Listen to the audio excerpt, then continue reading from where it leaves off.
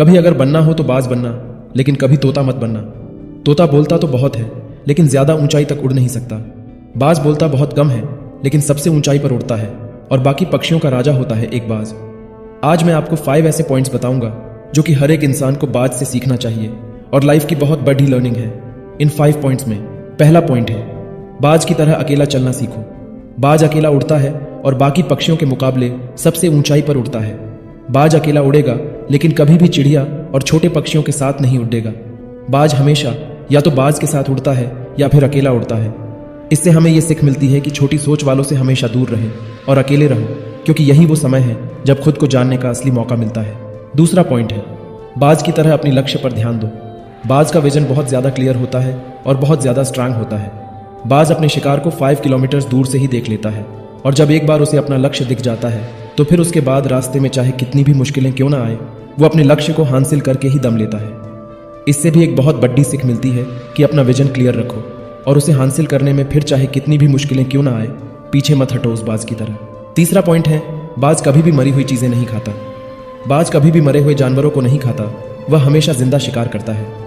और इससे हमें यह सीख मिलती है कि ये जो हमारा पास्ट है वो मर चुका है, तो अपने उस मरे हुए थॉट्स पर ध्यान मत दो और अपने आने वाली ताज़ी फ्रेश जिंदगी में ध्यान लगाओ।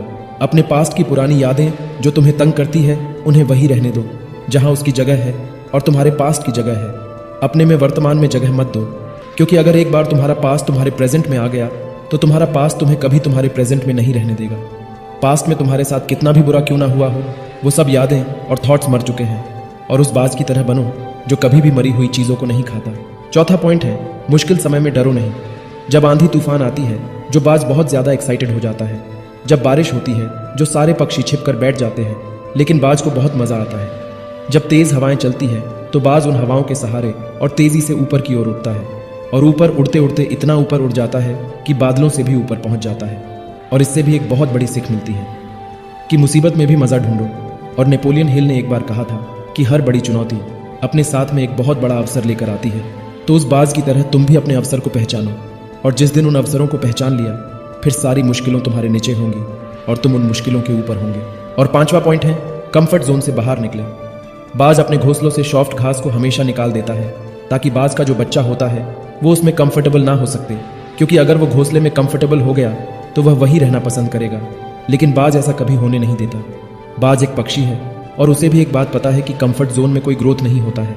लेकिन हम तो इंसान हैं ना, और इंसान होने के बावजूद कई सारे लोग इस बात को समझते ही नहीं हैं। आप जितना ज्यादा कंफर्ट जोन में रहोगे, आपकी लाइफ आने वाले टाइम में उतनी ही अनकंफर्टेबल हो जाएगी।